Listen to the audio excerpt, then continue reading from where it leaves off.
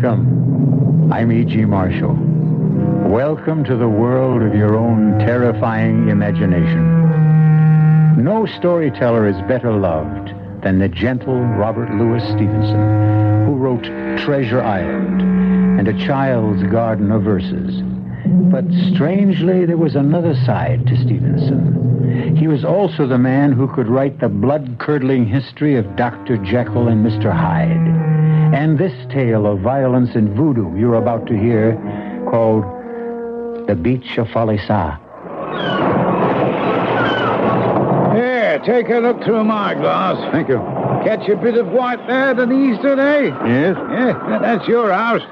When George Underhill saw it, he said, "Oh, I've dropped into a soft thing here."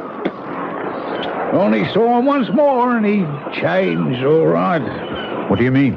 Well, I don't know if it was the gin or a strange kind of sickness, but they found him one morning hanging upsides down from his veranda rail, crazy as a loon, carrying on about someone watering his copra. He died in a convulsion. Oh, was it thought to be the island? Oh, no proof. But the next man figures shot his head, blew his head right off. And the first of the line of the Benton Far East Company, old Adams, he just plain up and disappeared as though that damn tropical forest reached out like a octopus and swallowed him, hook, line, and sinker. No, sir. No, sir, Mr. Wiltshire, traitor or not, promotion with your company or whatever. You wouldn't get Captain Ben Randall here to set one foot on the beach at Falesá.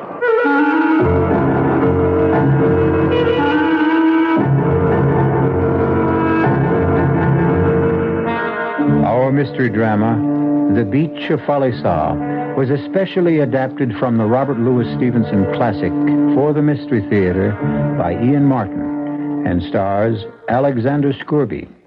It is sponsored in part by Buick Motor Division and Anheuser-Busch Incorporated, brewers of Budweiser. I'll be back shortly with Act One.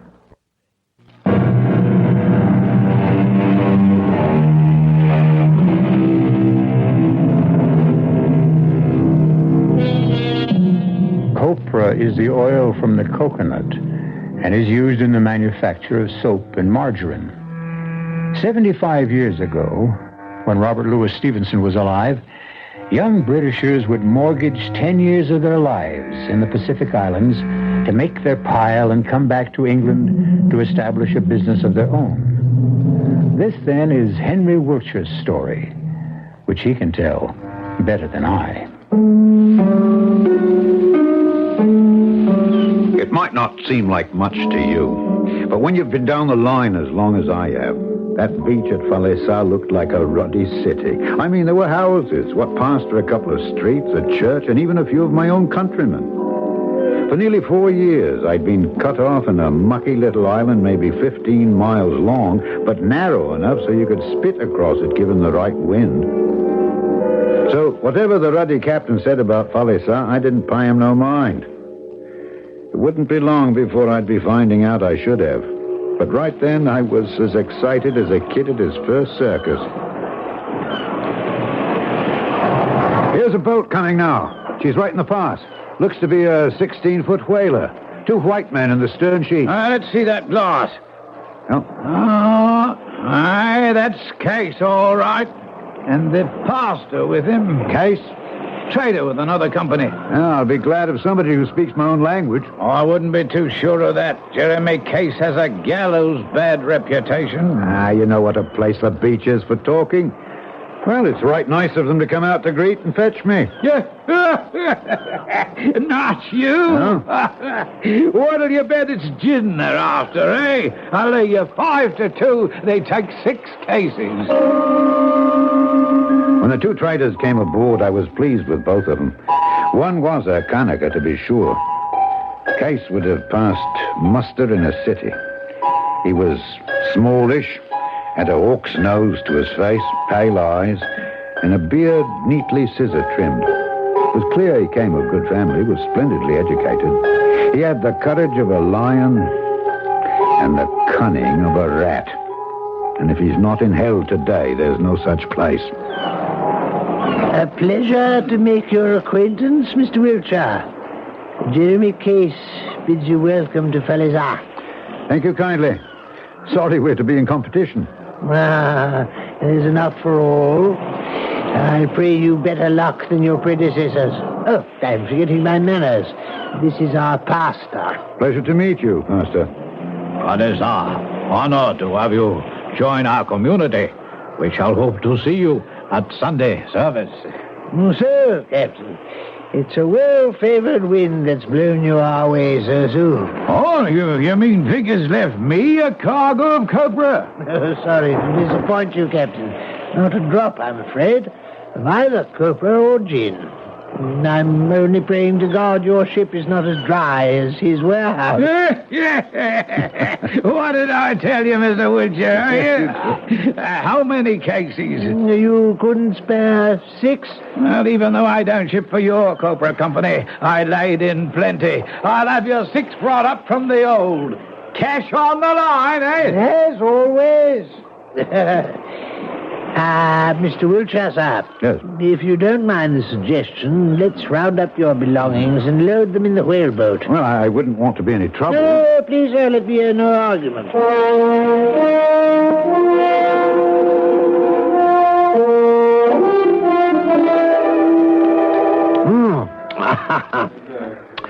Oh, there's nothing like gin and lime to settle the stomach, cool the brain, and ease the mind. Yes. Right kind of you to stand me a couple at the bar like this. What's the name of this place? Whistling Jimmy's. Oh, must be a cheery sort. Was. Huh? We caught him watering the copra. He took a bullet in the throat. Well, let's have another round. No, thanks. I must be off for my house and start to get things shipshape. Besides, I must not leave Mano alone too long. Mano? Well, you could have knocked me over with a feather when you hauled that 10-year-old out from between decks and said he was part of your belongings. You are a strange man. How can you saddle yourself with a Kanaka brat? Club-footed at that. What happened to the mother? She was killed. By whom? Her husband. Why?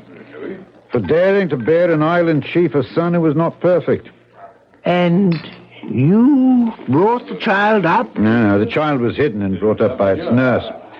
When I came as trader to the island, the old woman cooked and cared for me, and I learned to know the boy. Shortly before I left the island, the old woman died. When it came time for me to go, I knew that Mano would be left to die. He was taboo, you see. So I brought him with me. For what? Well, no one deserves to die before his time. A man dies when he has to. Well, now, I have no wish to quarrel with so generous a host, but I must be off. No, and I must go with you. Now, more than ever, we are ready to consummate the first rite for any man of our race on this island. Huh? Come, let's go.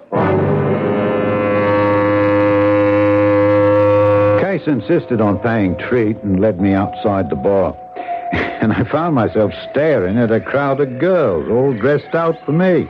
They're ugly, but the best we could muster, old man. Huh? Chap has to have a wife. Oh, no, I'm not so sure that... You can have any one of these for a plug of tobacco. Besides, we have it all fixed up nice and legal. You just nip inside the bar once you've picked your chicken, and Blackjack, the bartender, marries you nice and proper. No, he's a chaplain, you know. Yes, but I don't want to marry. Leave all that to Jeremy Case, eh? Out of it as easy as in.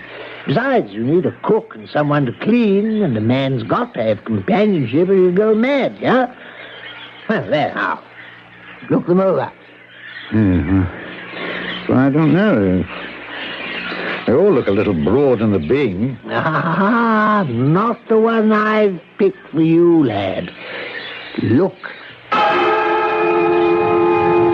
She'd just come up from fishing, wearing nothing but a chemise all wetted through. She was young and slender, with a long face and a high forehead. And a shy, strange, childish look between a cat's and a baby's. Who is she? That's Uma. If you'll take my advice, You take her. Aye, but will she take me? What choice has she? But if you like, I'll ask her. He crossed to her and spoke to her in Polynesian. And for a moment she spoke to him in her pretty Polynesian voice. And she nodded and came toward me with a free-swinging stride. She was the color of dark honey. Whether it was the breeze or her as she stood in front of me, she smelled of wild lime and vanilla. Me, Uma. I am no man's thing. You want me. I marry you. I'm Sam Wiltshire. Sam Wiltshire? No, Wiltshire. Yes, Wiltshire. Well, I reckon that's as close as you'll get. You'll be calling me Sam anyway. Yes, sir. Selma. And I suppose that'll do, too. Did Case tell you about the boy? Mano? Hmm? All the same, you, son. Where your wife? You have other wife? No wife. Good. Oh, please, Sama. I wish for marry you, but not like this. Huh? I know bomboat woman. I be dressed all the same bride. You see? And I know marry you inside there. I marry you here in open air when sun halfway from palm tree tip to sea. Light as a feather, she was on her feet and gone. Not running, but moving swiftly. Her head held high as though she was a ruddy countess. That means she'll be back about 4-ish. Well, come on, we've time to hoist a few before the nuptials begin. Hey, take a seat, Wiltshire. Excuse me for a moment. The bartender is also the minister, you remember? Oh, Yes, Mother Case. Gin and lime. In a moment. We'll be drinking all round. And you'll need your paper collar. There's to be a wedding. Savvy. New trader, Same kind paper, like always. Of course. I'll come with you and write it out for you. Massa still not say who. Lucky girl. Uma. No can do. Bad magic to white man like that. Not with Uma. You know that girl. I know that girl is the one to whom I want him married. To whom I will have him married. It suits our business. Do you understand? Yes, Massa. If Massa say so. But Black Jug know only one thing. This can only end bad. He's written in sand. 2 people die. What kind of man is this Jeremy Case? And what his purpose? By what combination of charm, legerdemain, or simple threat does he seem to rule Falesá, to hold its people in the palm of his hand? Last of all, why should the enormous man called Blackjack shake with an unknown terror at the impending marriage of the new arrived trader Wiltshire to by far the loveliest girl in the atoll? I'll return shortly with Act 2.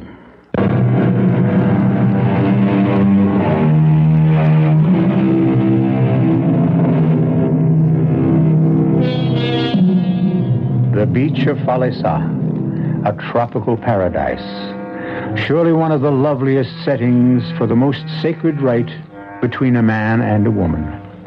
And in Robert Louis Stevenson's tale, certainly the scene was magical. In his own words, the sun was down and the sky all afire. Uma was dressed and scented. Her kilt was a fine tappa, looking richer in the folds than any silk. She showed the best bearing for a bride, serious and still. And I thought shame to stand up beside her before that great grinning mountebank with his paper collar, making believe to read from an old volume of some novel. the words of his service not fit to be set down. And the document we signed. Since Case wrote it, let it be his voice to read it. This is to certify that Uma, daughter of Fahabao of Falesá, is illegally married to Mr. Sam Wiltshire, and Mr. Sam Wiltshire is entitled to send her packing when he pleases. Signed this day, etc., etc., etc. It was the practice in these parts, and all I could feel was so ashamed I had to be gone as soon as possible. Uma said she could show me to our house. Well, we strolled through the lush vegetation together until, forgetting myself, almost as though she was some girl in the old country, I unconsciously took her hand. To my surprise, after a sudden gasp, she caught my hand to her face and pressed it there. You good. It was all she said. Then she ran quickly up the path ahead of me.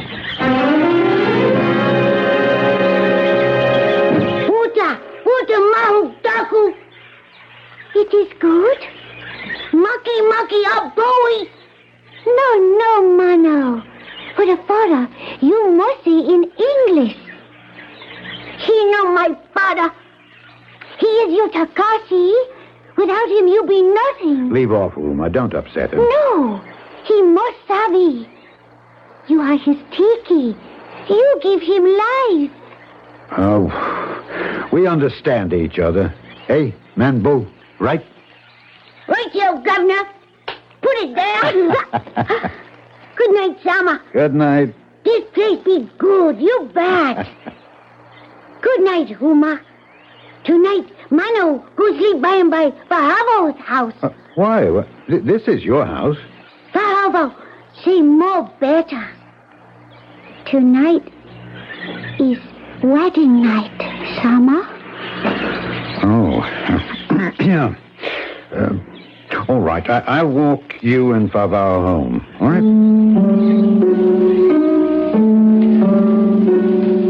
During the walk back, my mind fairly reeled with all that had happened at first Falesa. And I seemed to have suddenly dropped years from my life. Uma had kindled a lamp, and among all my tumbled possessions, she stood straight like a queen, the lamplight shining on her skin.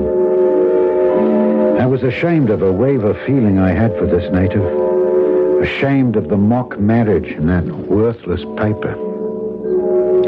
I had to pluck up a lot of courage to enter. Hello, Sama. Welcome. This, your home. Aloha, Wahini. No, Wahini. Me, your wife. That know what you want? Damn if I know what's come over me. Oh, what you do? Huh? This case with supply by Cobra. This supply buys nothing but trouble. Get me an hammer, will you? Yes, master. S who? Yes, Sama. That's better. I could regret this. I could regret it 1,000 times. It isn't too late. But something good is happening. First Mano, someone to take care of. And now... Here is Hama. What you do? Miss. That happy juice. Yes. Why you do that? You know why we come here, Uma? From the other side of the world? We who call ourselves white and think we rule the world? Trade for cobra oil. Right. So we can make enough money to go back to the old country and become kings. But in the meantime, the rot sets in and the dream gets twisted. It's another world. And a bloke don't belong. So he drowns himself in this. No good. A man who drinks is no good. I think you one good man. Moon fade, sun die. All the same. Uma belong you till I die.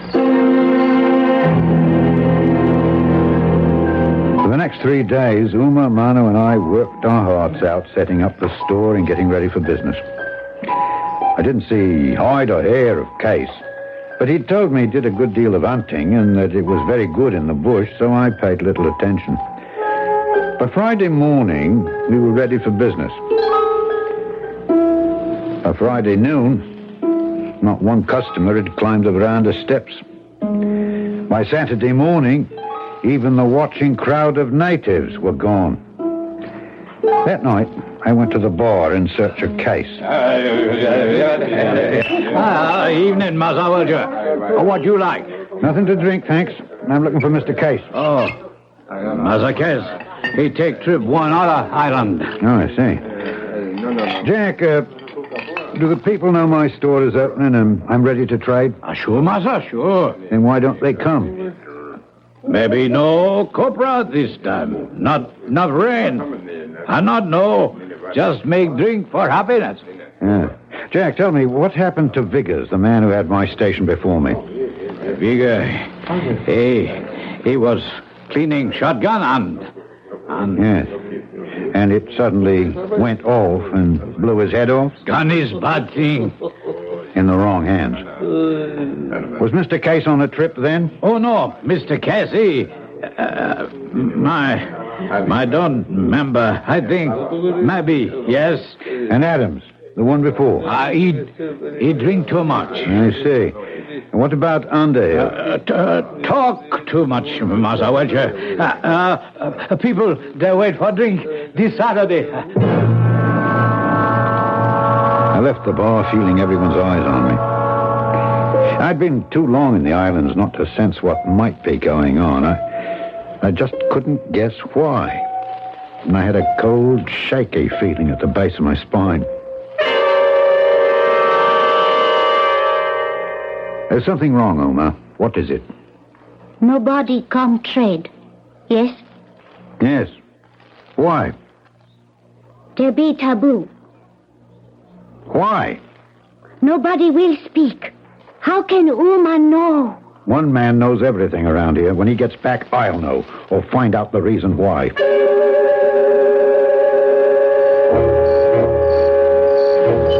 Case? Who's that? Wiltshire, I want to talk to you. And put that pistol away. Reflex action, old boy. Not much time to talk, though. I just got back and... I know, I've been waiting for you. Case, here's a queer thing maybe you can answer.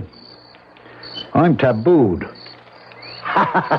No, you can't be. Not possible. However, just to put your mind at rest, I'll scout round and make sure.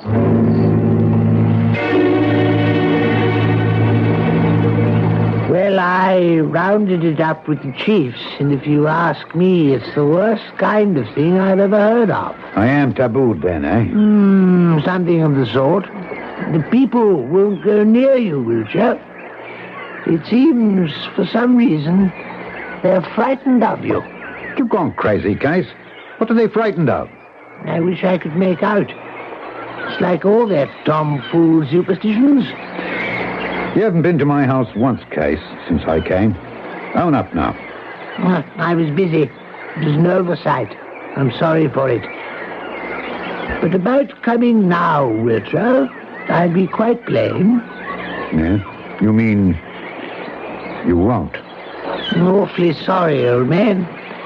But that's about the size of it. In short, you're afraid. In short, I'm afraid. You belong here, Uma, if anyone can understand. Tell me, why am I tabooed? You mean you know Savi? How could I? We don't have such crazy things where I come from. Taboo belong all the same me. To you? Yes. Case want me for his woman, but I no want him. Case tell me, you love me so much, you no care. He no tell me, you no get copra. So, I go away. What? Taboo go too. Then, you get much copra. You like it more better that way. Don't fall in. No, hold on now, Uma. Case seems to have played it pretty mean on the two of us. But I know now, and I don't want you to go away. I love you too much. No. Tell me true. Uma, I tell you true. I would rather have you than all the copra in the South Seas. Oh. Now I die little because I am so much love. Me too. But, Uma, tell me, why are you taboo? Uma! Baba! Listen! He talks! Who? Missionary, he tell you everything more better from me. As I came out on the veranda, the mission boat was shooting for the mouth of the river, so I started strolling down towards the river. From the opposite side, there was a man heading for the same place, and as he saw me, he started to run and got there first, as though to keep me from seeing the missionary.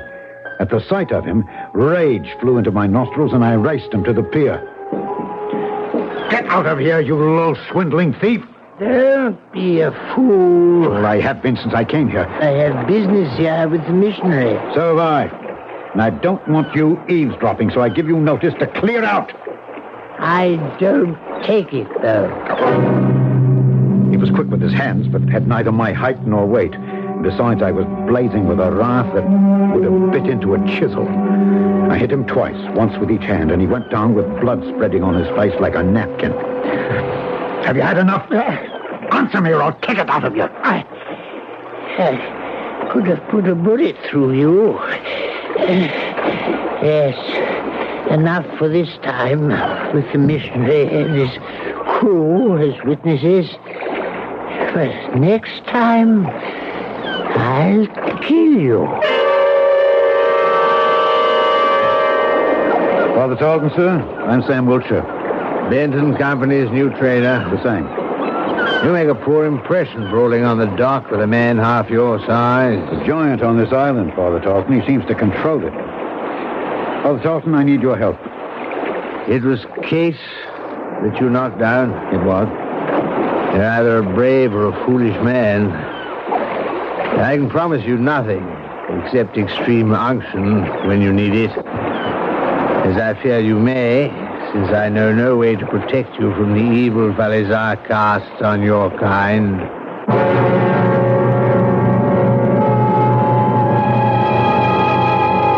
Why should a missionary, constantly out of touch with the process of life as he travels from forsaken island to island, envisage the imminence of death? There are more mysteries that haunt these islands than the ancient one of Taboo. I'll return shortly with Act 3. BBM Chicago, News Radio 78.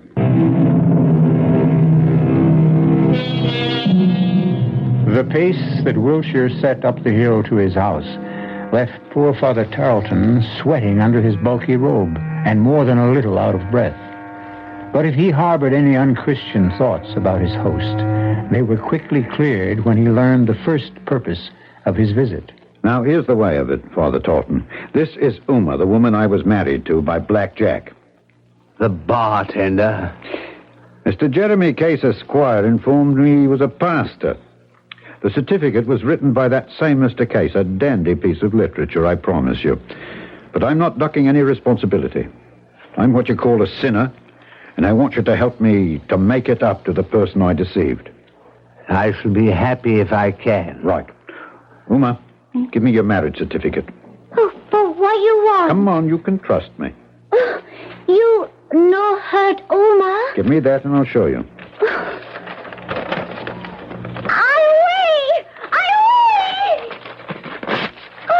Now, since I signed this piece of paper, I found I'm taboo in this place because of my so-called wife, and I cannot trade. I want to be married right, by a real missionary. So fire away, Father. Well, there was quite a to-do, I can tell you. Mano and Favao had to be brought in. Uma had to be back in her wedding togs. And I took the father aside and asked him to say the service in native to please the others. We had 2 of the crew in for witnesses, and finally it was all bound up right and proper. Mr. Wiltshire, I have rarely performed a marriage ceremony with more grateful emotions. Thank you for the talking. Do you want to know why your wife is taboo? Of course I do. I can tell you at least part of it.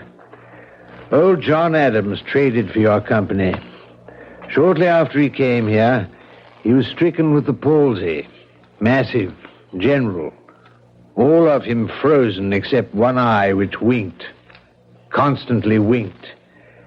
This vile fellow Case worked up the word that he was the evil eye, that he was the devil, and would destroy the island. He persuaded the villagers to take this poor old man to the other end of the village and bury him alive. Only one person tried to save him. Your wife. I work for him. He kind, no devil. Case won 2 battles. He removed a rival trader, and he was able to punish Uma for refusing his advance. Because she tried to stop the burying, he said the evil eye had entered her, and she was made taboo. But Case, he promised on Bible, my taboo, no yours. It's all right, wife. I don't blame you.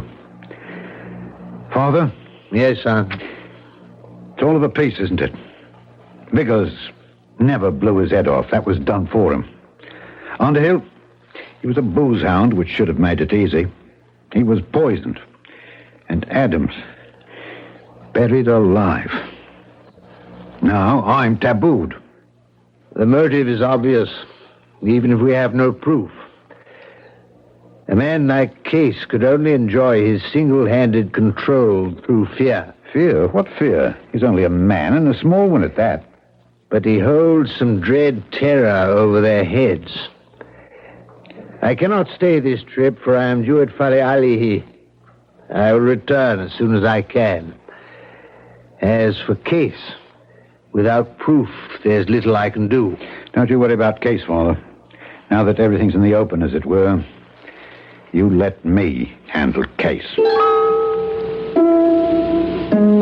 I didn't see him to speak to for several weeks. Meanwhile, Mano, Uma, Favao, and myself occupied our time making copra with our own hands, a piddling amount for all the labor. Finally, out of sheer frustration and boredom, and because we were tired of a steady diet of canned goods and local fruit and nuts, and to cheer up lonely little Mano, we went hunting.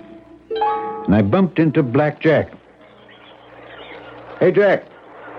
No road going eastward? Oh, one time, one road. Now he dead.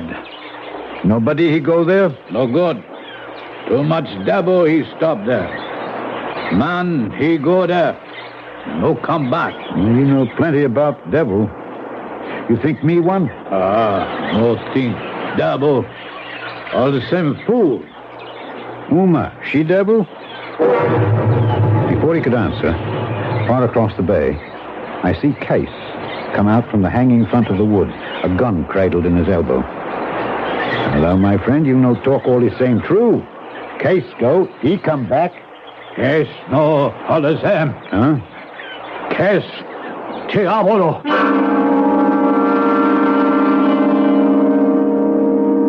Uma, I met Black Jack when I was hunting today. And I saw Case coming from the east end of the island, where there's no trail. Tell me, Uma, what does Tiapolo mean? Devil. I thought Aitu was the word for that. Aitu. Other kind devil. Live in bush. Eat kanaka. Tiapolo, big chief devil. Live in home. All the same, Christian devil. I'm no further forward. Jack says Case is Tiapolo. No, all the same. Case belong Tiapolo. Case all the same, his son. Suppose Case, he wish something. Tiapolo, he make him. Well, that's right convenient. Like what? Out came such a rigmarole of stories I couldn't make head nor tail of them. It seemed that in the forest, Case had a church where Case worshipped. I now began to have a glimmer of how Case had acquired his position. And though he was a tough nut to crack, I was no ways cast down. You no go there. I no let you. Uma, nothing would stop me now. I want to have a look at that place of worship myself, and then we'll see about the glorifying. But nobody go there unless Tiapolo, he protect you. I'll chance it with God's protection. I'm a good enough sort of fellow, I hope, for God to con me through. I left at dawn the next day. Began to hack my way laboriously through the jungle. Queerness of the high bush is impossible to describe. Suddenly, I heard a sound that was so strange it chilled my blood and left me twittering in my shoes. But this was a sound my ear could follow. And finally, I spotted it and climbed the tree to it. Crudely made from a candle box with a brand still on it and banjo strings. A wind harp. I think the upper class name is Aeolian or something like that. All right for you, Mr. Case. You frightened me once, but I defy you to frighten me again. I slid down the tree and, coming to the bottom of it, found a path that led me to my destination. Rum sort of place, too. There was a wall no Kanaka ever built. Must have been century upon century old, winding around a longish mound of earth. On top of the wall was a line of queer idols, carved and painted faces, ugly to view, with teeth of shell, and brightly clothed with cloaks that blew in the wind. And other harps were sounding from all sides. In a moment, I was up over the wall into the mound of earth. Digging off the roof of earth, I found a tarpaulin stretched on boards. So this was the roof of a cellar. I climbed in, and there, around a corner, was a shining face of appalling ugliness, waxed and covered with luminous paint that occasionally smoked. Now that I knew how to fix Mr. Case, I went home. I no let you go. I tell you what, you fish me out your Bible and I'll take that with me. That'll make me all right. Maybe. But I no let Mano go with you. Mano isn't scared of Aitu, not white man's. Right, Mano? Mano no scare with Sama. Besides, I need him to carry the fuses and the lantern. I have gunpowder, 2 dynamite bombs, gun, a machete to chop down those harps, knife. Mano, go. He's no job for a woman. That's telling her. Mind, old girl, I come back. Whole world is right.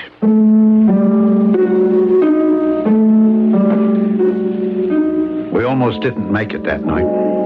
Poor little Mano with his lame leg. But once there, it was easy. My charges set in the cellar, the harps hacked down as we passed them, the statues piled on the top, the fuse laid, my patent match lit. Only one small difficulty. On the way, half our fuse line had been lost, and I must have overestimated the amount of explosives needed for when they caught. Keep your head down, Mano. You all right? You betcha. Wow, bow. Some more the same bingo bongo. We better get out of here. Now, wait. Let me light the lantern. There. Now, let me lift it and see just where... Nothing out. What? Well, why you talk so big voice? Case, he coming. My God, Uma, is that you? You're not afraid? Too much afraid. I think I die. Oh, me too. How far is Case beyond you? I don't know. I lost. He be here. 1, 2. Good Lord. And me with a lantern lit. Fool that I am. Blow it out. Blow it out. Mano! And this is for you, Wiltshire.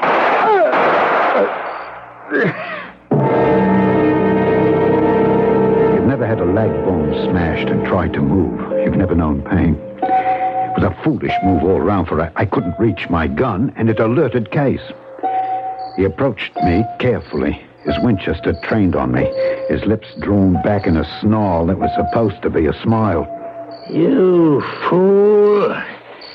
If you left well enough alone, I'd have made some deal with you later. Liar, you murderer. You have one more shot at me. Better be sure to be close enough so you don't miss again. Right between the eyes. Are you ready? I'd been as taut as a ship's hawser, but the moment he was close enough, I had him by the ankle, plucked the feet right from under him, and was on top of him with broken leg and all before he could breathe. His gun was gone, and he fastened his teeth in my arm like a weasel. Much I cared. My leg gave me all the pain I had use for, and I drew my knife, and I got it in place. That's for Underhill. That's for Adams. That's for Vickers. That's for poor little Mono. And this is for Uma. For myself. What is there left to care for? I have nothing left.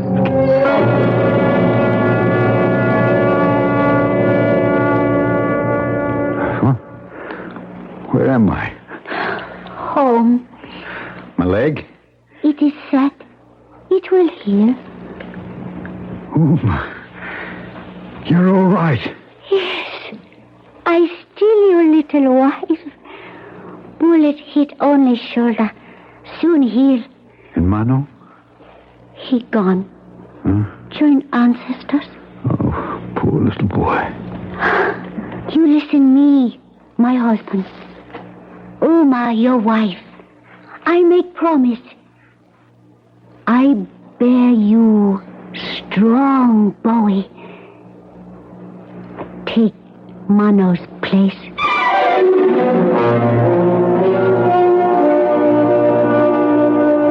As it happened, according to Robert Louis Stevenson, Uma bore Sam his son, just as she promised. And for good measure, 2 daughters, who fortunately looked like her. With the curse at last removed, Sam Wiltshire wanted no other home than the beach of Falesa. I'll be back shortly.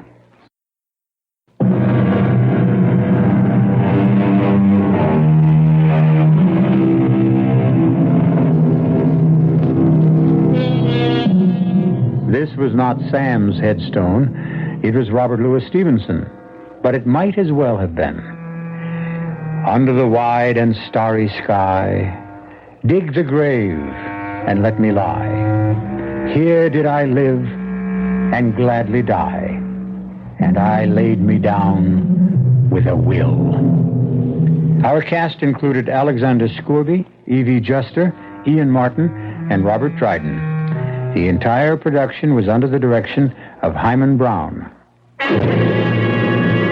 Now, a preview of our next tale. I tried writing about an actual incident out of my own life. But it came out garbage.